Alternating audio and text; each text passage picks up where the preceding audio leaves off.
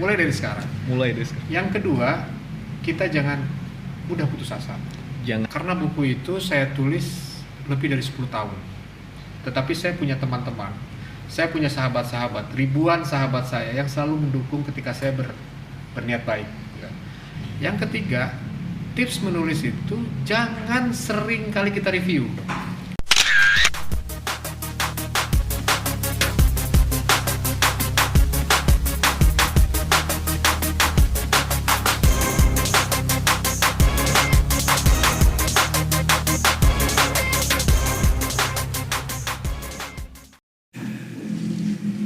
Halo sahabat, selamat datang di rumah kami di podcast Pengadilan Negeri Purwokerto. Jadi saya ingin bercerita sedikit tentang podcast Pengadilan Negeri Purwokerto ini. Ini merupakan sebuah podcast perdana, episode perdana yang dibuat oleh kami dari Pengadilan Negeri Purwokerto. Dalam hal ini, tujuan kami membuat podcast ini adalah memberikan informasi, motivasi, maupun menghadirkan narasumber-narasumber yang inspiratif bagi masyarakat maupun keluarga besar Mahkamah Agung Republik Indonesia. Di malam hari ini, di podcast perdana ini kami kedatangan seorang tamu yang sangat istimewa, inspiratif, dan tentunya bagi keluarga besar Mahkamah Agung sudah sangat mengenal beliau dengan karya-karya dan buku-buku yang ditulis oleh beliau.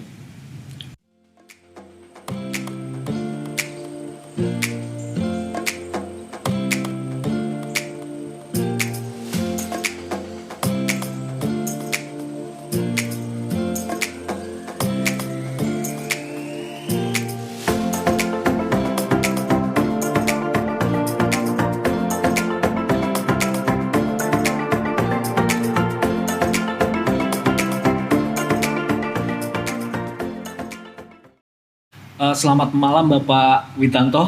Selamat malam.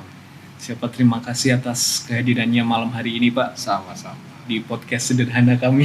Saya juga terima kasih ini di podcast episode perdana ini saya sudah diundang ke sini. Ini luar biasa sekali ini. Ya, kebanggaan buat kami Pak. Ya, alhamdulillah.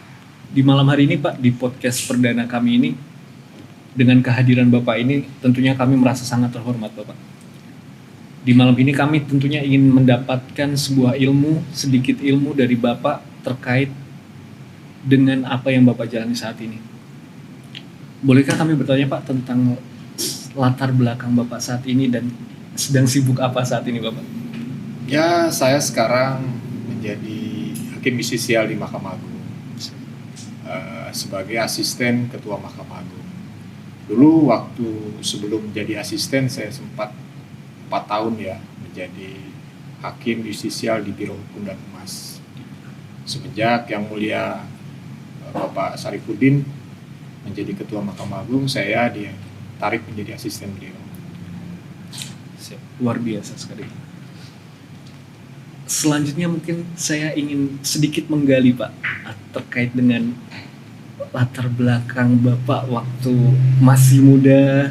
Mungkin ada cerita atau kisah yang bisa dibagikan kepada kami hingga saat ini Bapak bisa menjadi seorang hakim dan bisa menjadi seorang penulis yang karyanya sangat dikenal oleh masyarakat, tentunya terutama orang-orang yang bergerak di bidang hukum Bapak. Ya. Latar belakang saya sih sebetulnya ya biasa-biasa saja ya. Saya datang dari kampung, juga perjalanan sekolah saya juga ya selalu di kampung, dan mungkin saya beruntung menjadi hakim sekarang. Sebetulnya saya tidak pernah berpikir ya bahwa saat ini saya bisa menjadi hakim. Jadi saya sangat bersyukur sekali sekarang bisa menjadi hakim. Ya, karena menjadi hakim inilah kemudian juga mungkin saya punya kesempatan untuk menulis. Pertama, menulis itu mengabadikan sejarah ya. Artinya kita tidak akan pernah tahu sejarah kalau tidak pernah ada orang yang menulis.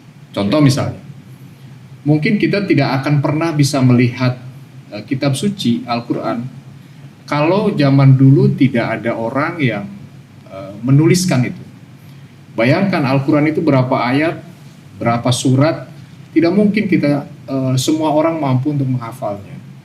Nah, dengan orang yang mau menuliskan itu, sehingga sampai dengan saat ini kita bisa membacanya, ya mungkin yang punya kesempatan atau punya kemampuan untuk menghafalnya bisa menghafalnya. Tapi saya rasa tidak banyak orang yang mampu untuk menghafal gitu ya, hanya orang-orang tertentu saja yang mungkin mendapatkan karomah yang mampu untuk menghafal sebegitu banyak. Benar. Makanya menulis ini sebetulnya sesuatu yang sangat penting ya, karena perjalanan hidup manusia, peradaban manusia itu akan bisa diketahui oleh orang-orang setelah kita karena dituliskan. Orang mungkin hanya bisa mampu hidup 70 tahun itu sudah hebat ya. Kalau misalnya dia meninggal ya sudah, habis. Tetapi dengan dituliskan barangkali sejarah hidupnya, perjalanan hidupnya, maka orang ini akan menjadi abadi. Gitu. Begini Bapak, jikalau saya analogikan terkait dengan orang yang bermain musik, bermain gitar atau piano Bapak, setiap orang tidak dianugerahi kemampuan untuk langsung bisa Bakat, memainkan bakat ya, Iya, bakat iya. Pak. Bapak, apakah menulis itu bakat atau kerja keras Bapak sebenarnya? Kebanyakan orang mungkin menganggap bahwa menulis itu adalah karena bakat ya. Bakat. Tetapi saya salah seorang yang tidak percaya bakat. Bagi saya, menulis ataupun mungkin karya-karya yang lain itu ya dihasilkan dari sebuah kerja keras, dari sebuah latihan yang terus-menerus berulang-ulang, yang kemudian semakin bagus, semakin baik. Ya itulah. Karena menulis ini kan bagian dari karya manusia yang itu terjadi karena buah pikirannya itu mampu dituangkan. Dan menuangkan buah pikiran itu tidak mudah. Ya, walaupun misalnya ya saya rasa setiap orang mungkin bisa menulis, tetapi menulis yang baik ya mungkin tidak banyak orang yang mampu seperti itu gitu ya. Dan untuk bisa menulis yang baik ini, saya yakin bagi saya pribadi ya mungkin Mas Bintoro boleh berbeda pendapat dengan saya gitu ya, bahwa itu bukan karena bakat kalau menurut saya, tetapi karena latihan yang terus menerus. Satu-satunya karya tulis yang saya buat itu Pak adalah skripsi saya Pak waktu Begitu itu. ya. Satu-satunya karya tulis yang saya buat untuk menulis Pak. Mas Bintoro lahir tahun berapa? Saya 92 Pak. Oh ya, sudah tidak mengalami ya. Surat-suratan cinta-cintaan itu dulu nggak mengalami ya. Dulu belum Pak. Sudah ada SMS Pak. SMS ya. Iya benar. Nah, kalau zaman dulu orang itu kan mau berkabar kepada teman, kepada sahabat, kepada keluarga itu kan menggunakan surat ya. Benar Pak. Nah, surat juga bagian dari tulisan. Benar. Nah, kalau mungkin sekarang orang lebih banyak menggunakan media elektronik ya, sebetulnya juga tulisan juga kan. Tetapi mungkin berbeda karena kalau sekarang kan bisa langsung komunikasi. Kalau dulu kan kita mengirim surat kepada orang, kemudian kita menunggu sampai surat itu sampai. Setelah sampai dibaca, orang itu membalas, itu kan perlu waktu itu. Kalau sekarang saya SMS ke Mas Bintoro mungkin dalam waktu sekejap bisa dibalas kan gitu. Benar. Tapi pada prinsipnya sebetulnya sama. Cuman mungkin kalau zaman dulu itu orang lebih mampu menuangkan ke dalam kertas itu, perjuangannya cukup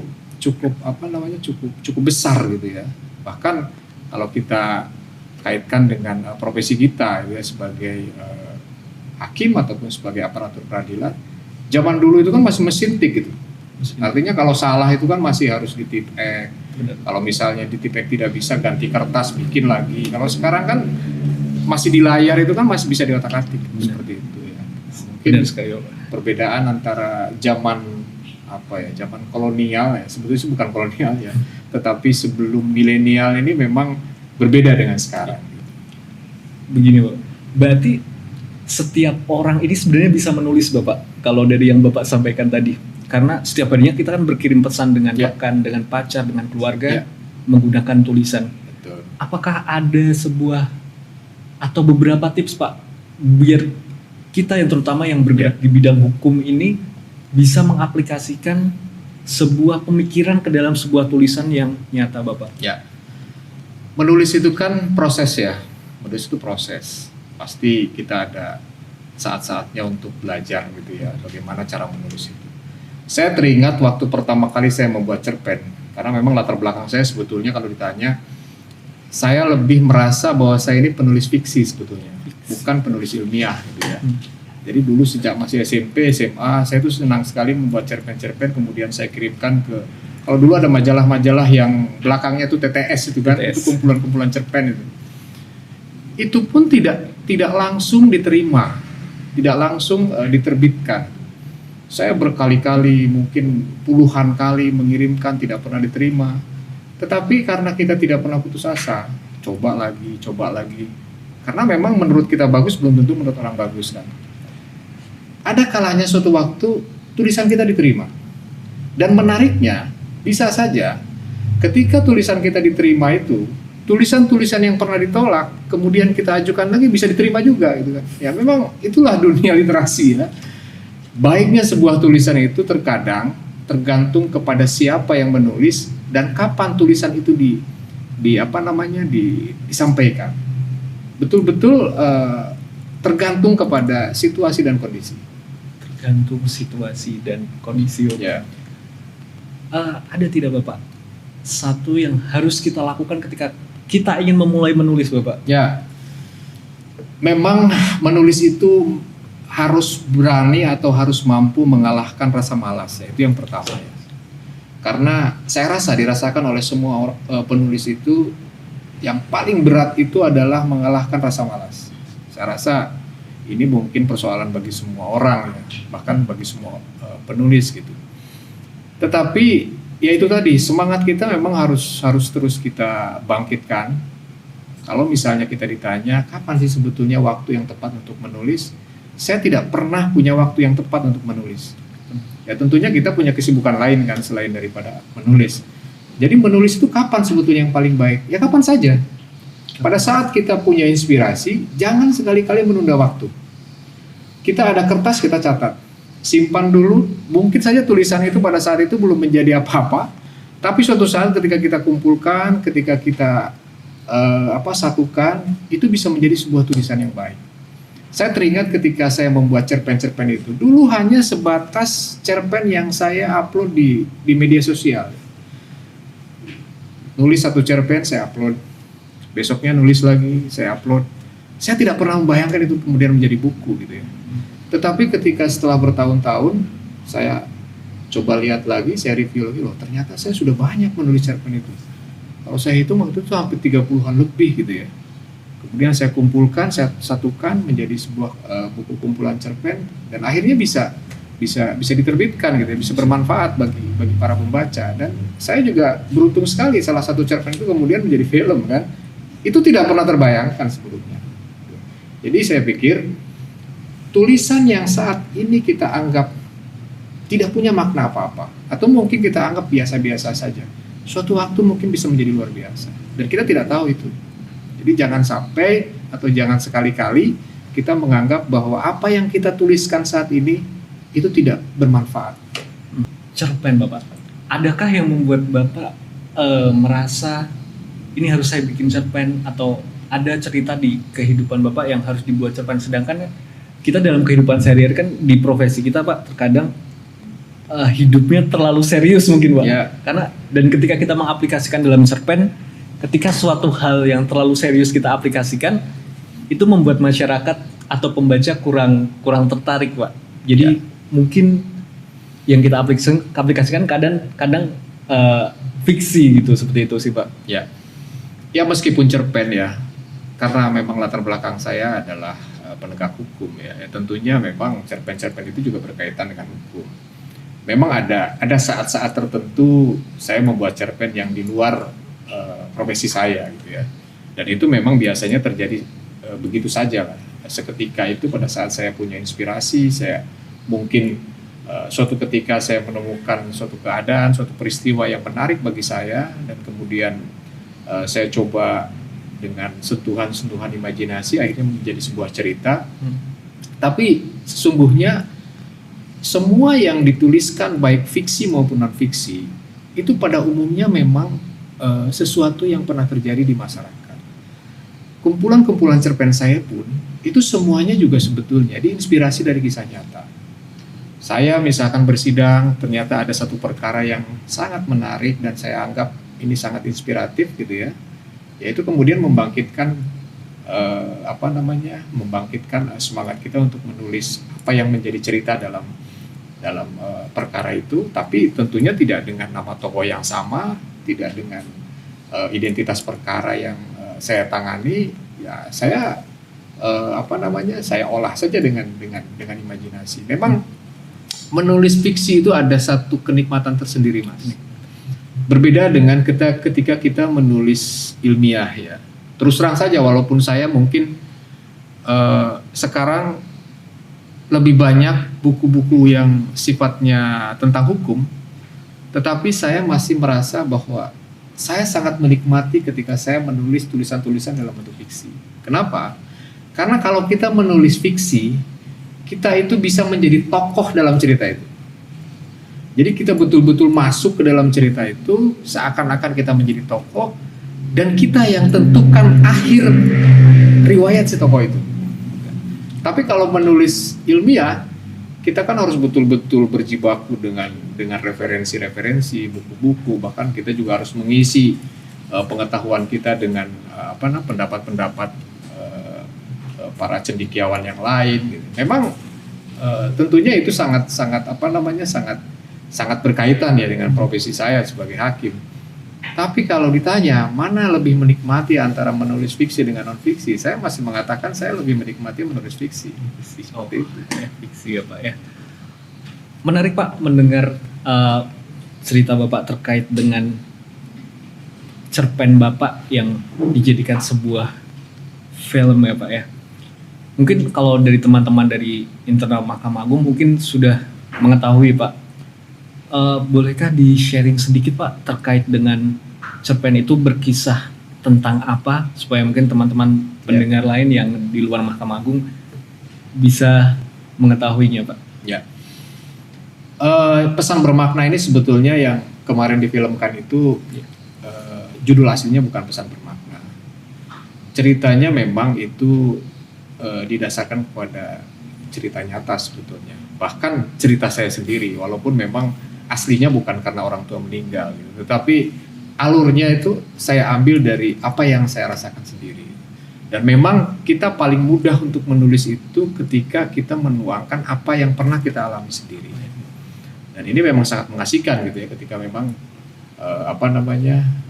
pengalaman, kemudian perjalanan hidup yang pernah betul-betul kita alami, kita tuliskan, walaupun tidak persis sama, tetapi intinya kita mengambil dari cerita itu. Seperti itu. Sesuai dengan perkataan Bapak sebelumnya, kita bisa menjadi tokoh, ya, bisa betul. menjadi pemeran utama di cerita Betul. tersebut.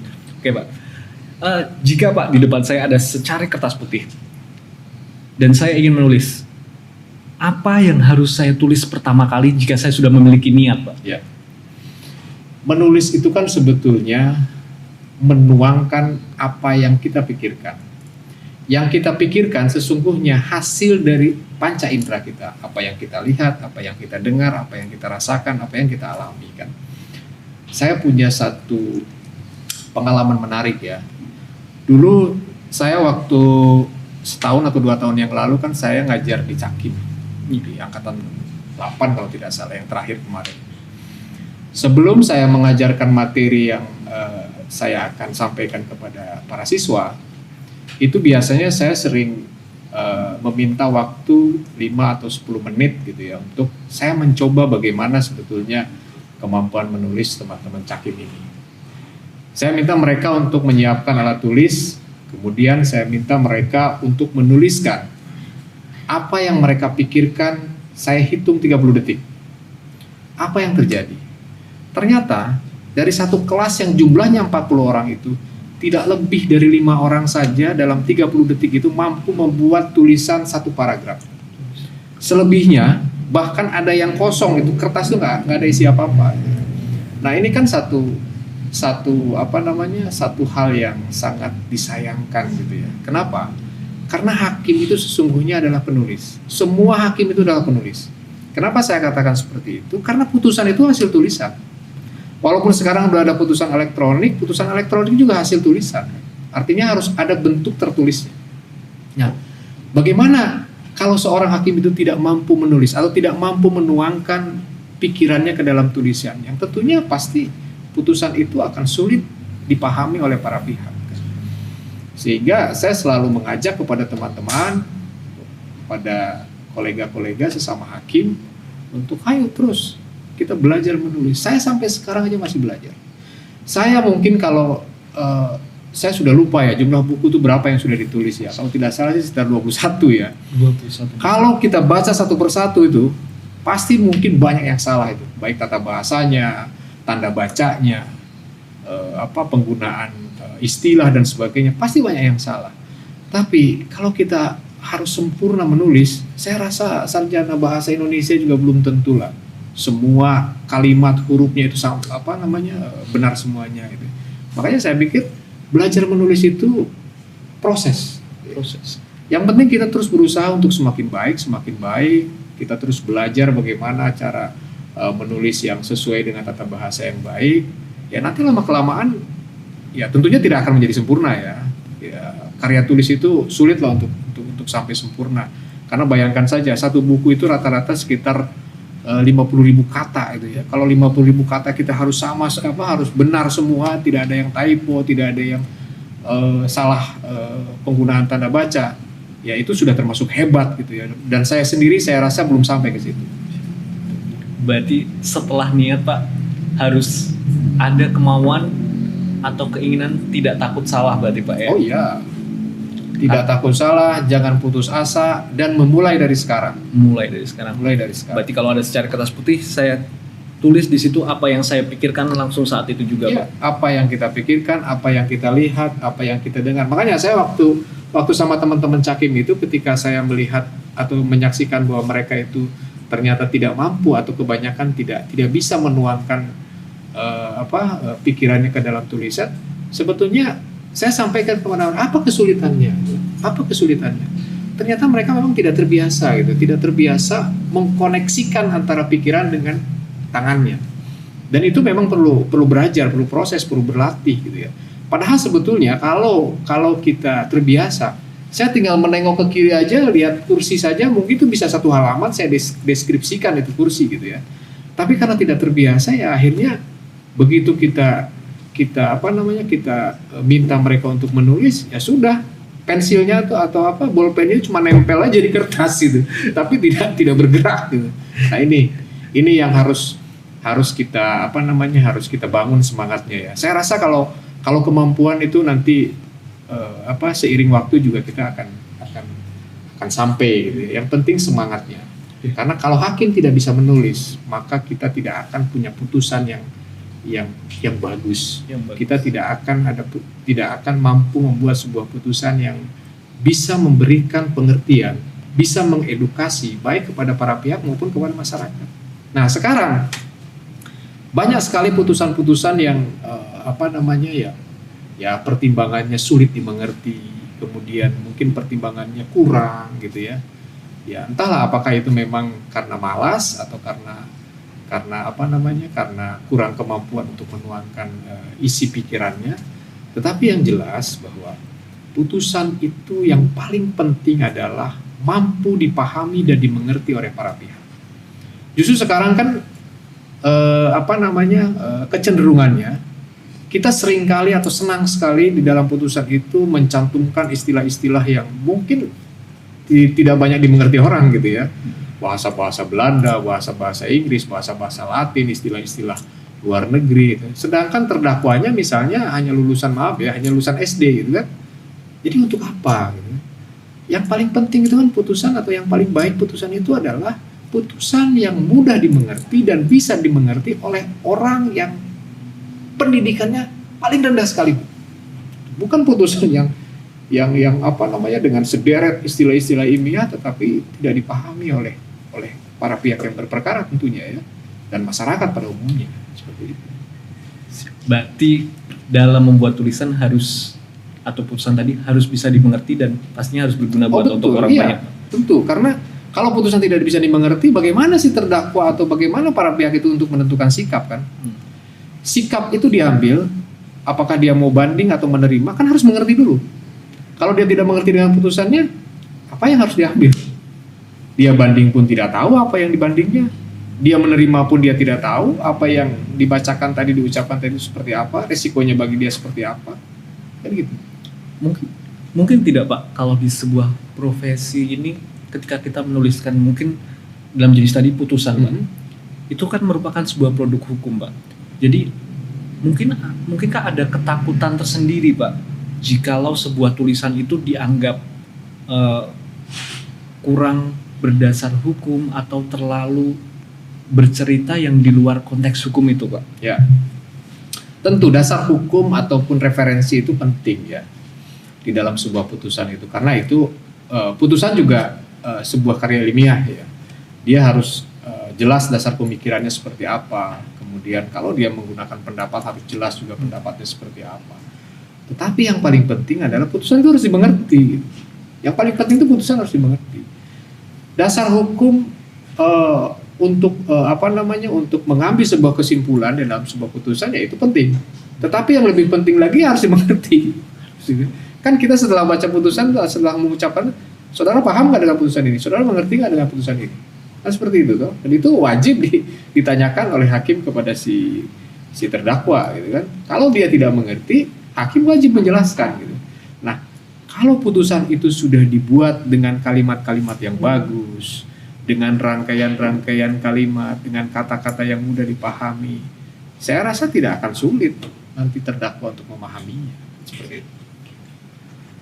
Terkait putusan tadi Pak Wid, apakah ada sebuah putusan yang mungkin bisa Bapak ceritakan kepada pendengar mungkin bahwa putusan itu membuat alur berpikir atau orang yang membacanya menjadi mengerti dan itu merupakan sebuah kebanggaan tersendiri buat Pak Witanto? Ya, setiap putusan itu kan hasil kreasi berpikir dari seorang hakim ya. Benar. Tentunya juga walaupun setelah diucapkan bukan milik dia lagi, itu akan menjadi milik pengadilan dan milik negara kan gitu kan. Tetapi tentunya ini akan menjadi sebuah kebanggaan tersendiri ya dari putusan itu ketika putusan itu mampu diterima, dianggap adil oleh para pihak. Walaupun memang hakim itu kan memutus di antara dua pihak yang kepentingannya tidak sama ya. Sehingga mungkin saja yang satu menerima, yang satu menolak, yang satu keberatan, yang satu menganggap itu adil, itu is oke aja dalam sebuah penanganan perkara itu wajar-wajar saja gitu. Tetapi yang pasti adalah bahwa apa yang kita sampaikan itu tentunya harus memiliki rasionalisasi, harus memiliki dasar-dasar pemikiran, dasar-dasar aturan gitu ya, sehingga putusan itu tidak dianggap sebagai putusan yang kurang pertimbangan. Putusan yang kurang. Ada tidak Pak cerita mungkin terkait putusan ini yang menarik mungkin buat Bapak selama berkarir sebagai seorang hakim? Ya, saya kan ya seperti saya sampaikan tadi bahwa saya berlatar belakang sebagai penulis fiksi ya, dan itu memang melekat pada cara menulis saya. Bahkan ketika saya menulis buku-buku ilmiah, buku-buku tentang hukum, cara berpikir fiksi saya itu tetap ada di situ. Gitu. Makanya saya menulis buku itu tidak seperti kebanyakan orang gitu ya. Kalau mungkin para penulis ilmiah dia kan sistematis ya. Kalau menulis buku itu dia dari pendahuluan, kemudian rumusan masalah, kemudian pembahasan, kesimpulan. Saya nggak bisa seperti itu. Karena kalau menulis fiksi bagi saya gitu ya, justru yang kita tentukan itu endingnya dulu. Misalnya saya membuat cerpen ya, yang akan saya tentukan pertama itu adalah tokohnya ini mau apa nih terakhir tuh. Apakah dia mati? Apakah dia bahagia? Apakah dia menderita? Saya tentukan dulu itu. Setelah kita tentukan itu baru kita urut ke depan kan. Nah kalau misalnya si tokoh ini akhirnya akan mati, matinya mau seperti apa nih, ya kan? Bagaimana dia caranya sampai meninggal itu seperti apa? Kemudian kita buat alur-alur plotnya, apakah dengan twist ataukah misalnya dengan maju mundur alurnya, terus sampai ke awal. Nah berbeda dengan cara menulis ilmiah tentunya, karena kita juga menulis ilmiah itu kan diajarkan pada saat kita menulis skripsi, menulis tesis mungkin, disertasi gitu ya. Dan itu selalu ada metodologi yang harus kita patuhi. Sistematikanya, pendahuluan, kemudian rumusan masalah, kemudian teori-teori dan sebagainya. Nah, saya sulit kalau untuk menulis seperti itu. Pertama karena kadang-kadang waktu ya. Waktu yang memang selalu sempit ataupun tidak cukup untuk bisa menulis dengan leluasa, sehingga saya lebih banyak menggunakan cara ya sudah, di mana saja saya pikirkan tentang persoalan itu ya saya tulis gitu. Sehingga cara penulisannya itu seperti lingkaran obat nyamuk, Mas. Kita tetapkan satu titik, kemudian mutar semakin besar gitu kan. Artinya saya tetapkan pokok persoalannya apa, kemudian saya tulis pokoknya apa yang saya pikirkan, saya tulis dulu sebanyak-banyaknya sampai habis di kepala saya. Setelah itu baru kita susun. Oh, ini cocoknya di bab 1. Oh, ini cocoknya di bab 2. Oh, ini cocoknya di bab 3. Bahkan seringkali saya justru pendahuluan itu saya tulis terakhir. Dan itu mungkin anti mainstream ya kalau kita berbicara dengan orang-orang yang sangat strict dengan metodologi ya.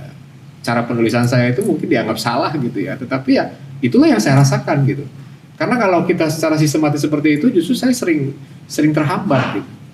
Kita harus menulis pendahuluan dulu. Pendahuluan itu bagi saya itu adalah bagian yang paling sulit justru. Karena pendahuluan itu bukan pokok persoalan, tetapi dia harus berkaitan dengan pokok persoalan. Nah, ini kadang-kadang untuk menuangkan dalam sebuah paragraf itu sulit. Sehingga saya tidak mau terbelenggu dengan itu gitu. Pokoknya apa yang saya pikirkan saya tulis aja. Dan itu semuanya pokok persoalannya gitu ya. Saya tulis gitu. Nah, nanti setelah ini semua habis, baru saya tentukan pendahuluannya saya harus simpan di awal, saya baru kerjakan, kemudian mungkin ada dasar-dasar referensinya. Jadi memang saya lebih banyak menulis itu justru menggunakan menggunakan cara-cara pada saat saya menulis fiksi seperti itu. Jadi terjawab, Pak. Jadi selama ini kalau saya menulis sesuatu, Pak, atau menulis tulisan, saya selalu berkutat di judul, Pak. Nah, jadi ketika judulnya saya kurang pas, jadi mungkin saya habiskan waktu lama untuk mengubah judul itu, Pak. Jadi mungkin saya nggak kemana-mana waktu menulis itu, Pak. Saya pernah, Mas, justru menulis seperti itu gitu ya. Saya tentukan dulu judulnya, saya bikin outline-nya. Taunya setelah menulis itu melebar, akhirnya judul ini udah nggak relevan lagi dengan isinya kan. Akhirnya saya nggak pernah seperti itu. Yang penting pokok persoalannya kita tetapkan dulu apa, kemudian kita tuliskan sebanyak mungkin apa yang saya pikirkan, apa yang saya punya dalam pikiran saya. Setelah itu baru saya tentukan apa untuk tulisan ini, judulnya apa yang paling tepat gitu kan. Nah, tapi ini memang tidak semua sepakat dengan cara saya seperti ini ya, tetapi bagi saya menulis dengan cara seperti ini relatif lebih cepat. Karena kita tidak terkendala dengan sistematika penulisan. Jadi di antara beberapa buku yang sudah Bapak tulis, adakah Pak buku yang paling berkesan? Mungkin sulit dibuatnya, atau mungkin kisahnya sangat dekat dengan Bapak, ada tidak, Pak? Ya. Sebetulnya semua buku yang pernah kita tulis itu pasti berkesan ya. Iya. Karena pasti ada ada perjuangan di sini. Menulis satu lembar pun sulit, apalagi sampai beratus-ratus halaman gitu ya. Tetapi kalau ditanya mana yang paling berkesan, saya rasa buku tentang Sabang itu paling berkesan ya. Tentang Sabang. Saya sampai lupa tuh judulnya itu apa ya. Yang jelas dia tentang peradaban Sabang. Karena buku itu saya tulis lebih dari 10 tahun. Bukan berarti menulisnya itu secara kontinu 10 tahun ya. Memang itu ada satu cerita yang menarik di di belakang penulisan buku itu. Dulu ketika saya masih tugas di Sabang, saya memang tertarik dengan dengan latar belakang Sabang itu kan. Tempo dulu waktu zaman Indonesia belum merdeka, memang Sabang itu adalah sebuah kota yang sangat maju. Nah, ketika saya bertemu dengan orang-orang tua, tokoh-tokoh adat, tokoh-tokoh masyarakat di sana, mereka banyak yang menuturkan tentang cerita-cerita Sabang. Saya waktu itu pada saat mendengar cerita-cerita dari para tokoh-tokoh adat, saya tuliskan dalam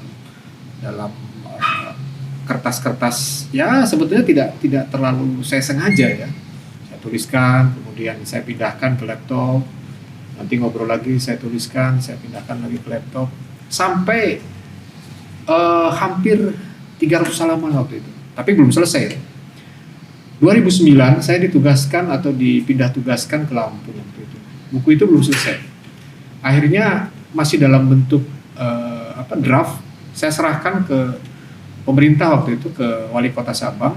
Saya bilang ke Pak Walinya waktu itu, silakan kalau ada yang mau melanjutkan Pak Wali.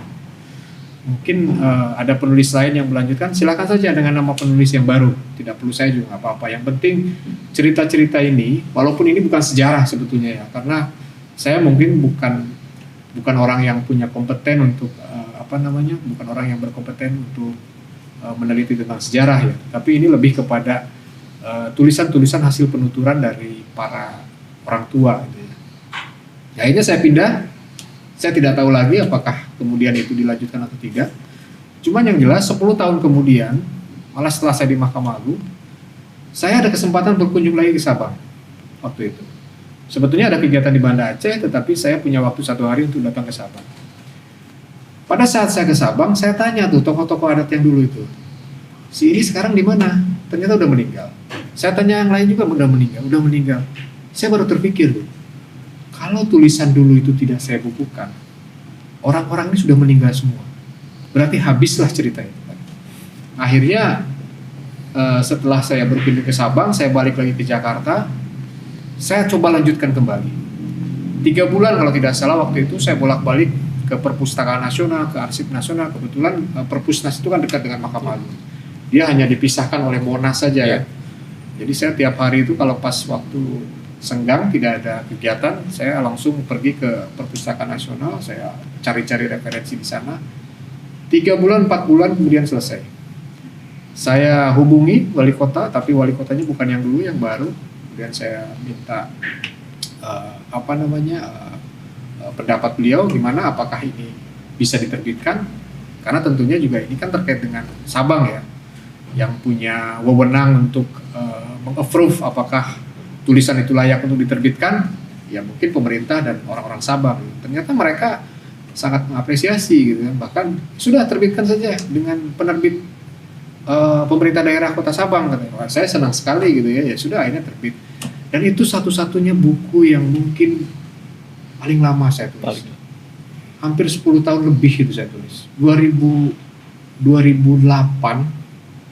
mulai, 2019 baru selesai. 11 tahun berarti kan.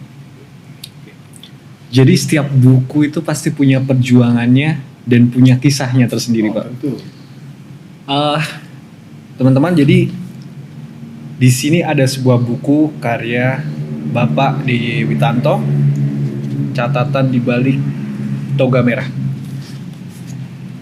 Buku ini, Pak, saya ingin bertanya, kenapa buku ini yang difilmkan, Pak? Dan kenapa sampai 2 film yang nantinya akan dibuat terkait dengan buku ini? Apakah ada kaitannya dengan cover di depan ini? Apakah ini seseorang yang mungkin duduk di depan saya, apa bagaimana, Pak? Ya memang menarik juga ya, kenapa ini kemudian menjadi film gitu.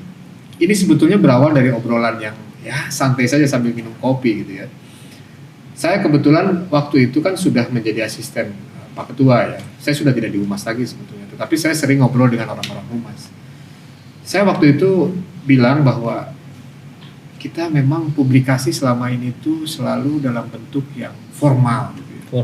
Kalaupun membuat film itu dalam tayangan-tayangan ya seperti misalnya kayak layanan layanan informasi gitu ya, yang sifatnya sangat kaku, sangat formal. Sedangkan saya melihat sekarang pemirsa itu, masyarakat itu lebih senang menonton hal-hal yang lebih humoris, lebih santai, lebih rileks, atau mungkin yang sesuatu yang sifatnya entertainment gitu ya. Nah, saya coba untuk sampaikan waktu itu kepada orang Humas yang waktu saya ngobrol itu dengan kepala bagian hubungan antar lembaga. Gimana kalau sekali-kali kita bikin film? Filmnya fiksi sebetulnya, tetapi terkait dengan hakim. Terus kira-kira apa tujuannya kita buat film itu? Ya sebetulnya itu kan kampanye juga. Artinya kampanye untuk untuk membangkitkan semangat kebanggaan kepada profesi hakim itu kan tidak selalu dalam bentuk harus film dokumenter gitu ya, harus film yang sifatnya formal gitu. Justru dengan film-film yang sifatnya fiksi tetapi terkait dengan bagaimana tugas dan pekerjaan hakim, dengan orang menonton itu kemudian orang merasa bangga menjadi hakim dan dia termotivasi untuk bisa seperti yang difilmkan itu. Saya rasa itu sebuah kampanye juga bagi lembaga kan. Dan ternyata walaupun itu berawal dari sebuah obrolan ringan gitu ya, obrolan sambil minum kopi, dan ternyata ini sangat diapresiasi baik oleh pimpinan Mahkamah Agung maupun oleh masyarakat gitu. Sampai dengan saat ini di video.com itu viewersnya sudah sampai 5 juta. 5 juta. Di YouTube itu kalau tidak salah sudah 12.000 lah, karena memang dibagi dua ya. YouTube itu ada YouTube Humas, ada YouTube Mahkamah Agung. Jadi film ini dua-duanya diupload gitu. Jadi tercabang kan. Tapi prinsipnya adalah ternyata masyarakat lebih antusias untuk menyaksikan film-film yang dikemas seperti ini. Ya. Ada tulisan yang menarik perhatian saya, Pak. Seluruh keuntungan penjualan buku ini akan didonasikan untuk santunan pendidikan putra-putri hakim yang meninggal dalam tugas. Ya. Jadi pada saat buku itu mau diterbitkan, bertepatan dengan ada salah seorang hakim yustisial waktu itu meninggal. Namanya Muhammad Nur. Beliau hakim yustisial, asisten di Sekretaris Mahkamah Agung. Waktu itu masih Pak Puju Harsoyo ya, Sekretaris Mahkamah Agung. Itu kami dekat, walaupun beliau dari lingkungan peradilan agama, kami sering satu tim, dan kebetulan waktu itu kami sedang kerja bareng membuat laporan tahunan 2019 kalau tidak salah, atau 2020 ya, saya lupa. Jadi saya satu tim dengan dia, mengerjakan bab 3 dengan bab 4 kalau tidak salah dengan Pak Nur. Malamnya itu masih WA-an sama saya terkait dengan pembuatan laptop. Tiba-tiba besok paginya meninggal. Nah pada saat meninggal, saya ketemu dengan istrinya. Istrinya beliau itu ternyata ibu rumah tangga. Beliau punya 2 anak, satu sudah kuliah, yang satu masih SMA. Kuliahnya kalau tidak salah di UIN. Nah pada saat Pak Nur ini meninggal, kita kan mau menyelesaikan segala hak-haknya, termasuk taspen, kemudian pensiun dan sebagainya. Waktu itu kita coba tanya ke bank rekeningnya beliau. Ternyata begitu dibuka rekeningnya kosong. Saya tidak bisa bayangkan waktu itu ya, bahwa istrinya beliau tidak bekerja. Beliau punya 2 anak, yang satu masih SMA, yang satu sudah kuliah. Dan dia akan hidup dengan gaji pensiun yang hanya kalau tidak salah 70 atau 75% dari gaji pokok loh. Dari gaji pokoknya saja. Saya mulai merasa bahwa wah, ini berat sekali. Dan satu hal yang saya waktu itu pikirkan bahwa seandainya kejadian itu terjadi pada saya, mungkin nasibnya akan sama. Istri saya juga sama, ibu rumah tangga. Anak saya juga sudah besar sama kan. Dan penghasilan hanya dari saya. Kalau misalnya saya meninggal seperti Pak Nur, mungkin nasibnya akan sama. Sehingga pas bertepatan dengan mau menerbitkan buku ini, saya kemudian tiba-tiba terpikir gitu ya, sudahlah, saya ingin berbuat yang terbaik lah buat Pak Nur, anak-anaknya Pak Nur gitu ya. Dan memang mungkin karena niatnya saya mungkin waktu itu diridhoi ya oleh Allah gitu ya. Saya cetak awal 2000, habis dalam waktu 1 minggu. Jadi itu awalnya tidak pernah terpikirkan ya, hanya kumpulan cerpen yang saya bukukan bisa sampai habis 2000 buku Eksemplar itu ya. Kemudian saya donasikan itu, dan ternyata itu bukan hanya putra-putrinya Pak Nur. Pada saat saya donasikan, saya juga kemudian menyampaikan kepada istrinya Pak Nur, kalau misalnya memang ada putra-putri hakim yang lain yang meninggal yang istrinya tidak bekerja, boleh informasikan ke saya. Mungkin nanti saya akan sisihkan juga untuk donasi bagi pendidikan mereka. Ternyata memang banyak. Sampai dengan saat ini kalau tidak salah sudah 29 anak 29. yang secara kontinu ya mendapatkan santunan dari buku itu. Kalau ini memang 100% saya donasikan, tetapi kalau yang buku-buku lainnya biasanya ya separuhnya saya sisakan untuk donasi itu. Dan sampai dengan saat ini 29 anak yatim itu diberikan bantuan dari hasil penjualannya. Semoga nantinya kami ataupun rekan-rekan yang lain Pak bisa membuat atau mengikuti jalan Bapak Witanto untuk membuat sebuah karya yang baik dan bagus seperti ini Pak. Harus. Ya. Itu motivasi. Harus. Motivasi. Karena kemanusiaan ini motivasi yang sangat besar pasti ya Pak ya. Ya memang sih gini ya. Kadang-kadang kita berniat baik juga tidak mudah.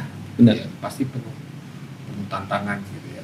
Tetapi memang yang pasti adalah bukan tulisan saya yang bagus, tetapi saya punya teman-teman, saya punya sahabat-sahabat, ribuan sahabat saya yang selalu mendukung ketika saya berniat baik.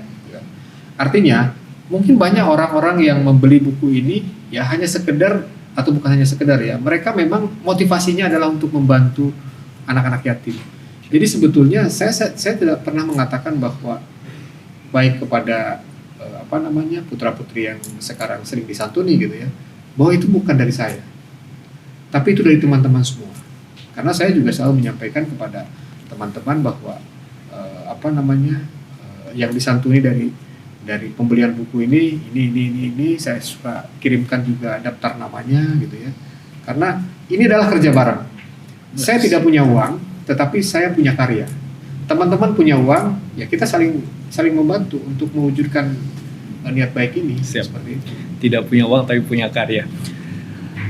Ada nggak Pak untuk saran untuk saya dan rekan-rekan yang lain, beberapa tips saja untuk mulai menulis supaya sesuai tadi Pak, tidak punya uang tapi punya karya. Ya. Seperti apa itu Pak? Tips menulis itu yang pertama adalah mulai dari sekarang. Jangan menunggu besok, karena belum tentu besok kita masih hidup kan. Benar sekali Pak. Mulai dari sekarang. Yang kedua, kita jangan mudah putus asa. Kalau sekarang buku kita tidak ada yang mau menerbitkan, jangan putus asa. Bikin lagi, coba lagi.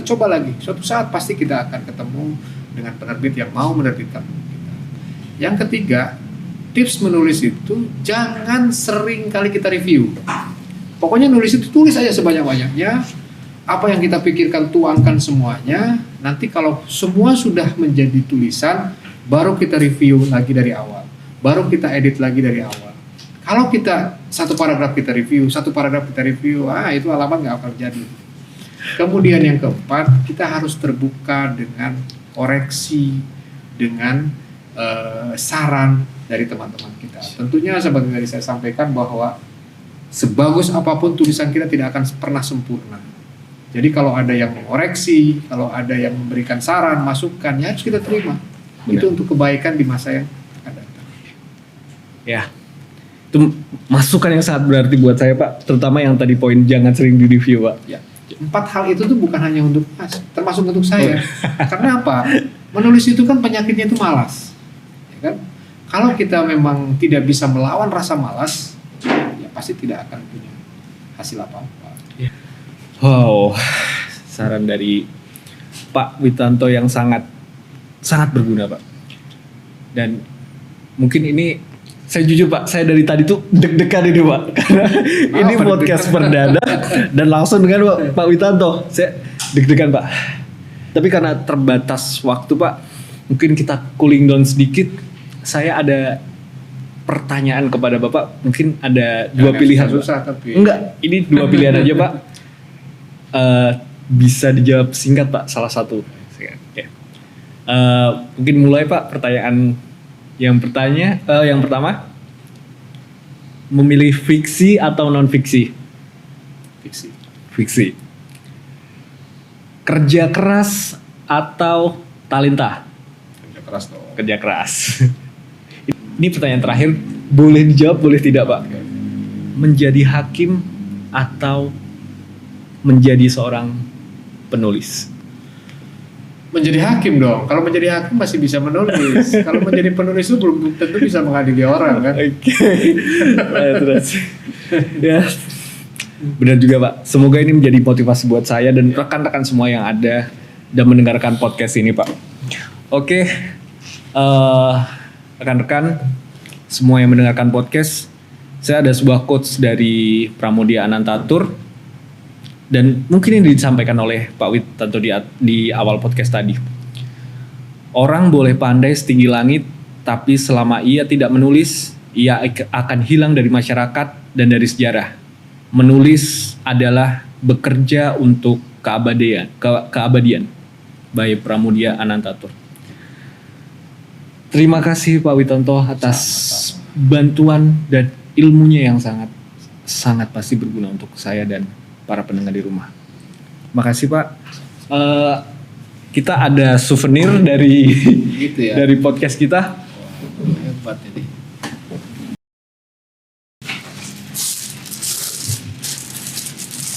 Siap. Mohon diterima Pak. Oh, luar Ya. biasa ini. Jadi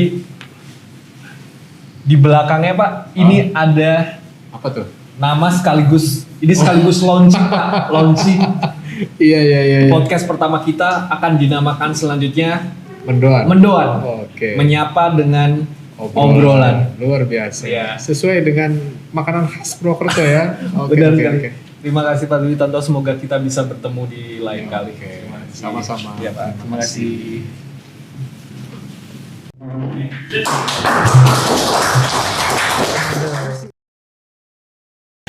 Tos dulu tuh. Aduh. Luar biasa nih.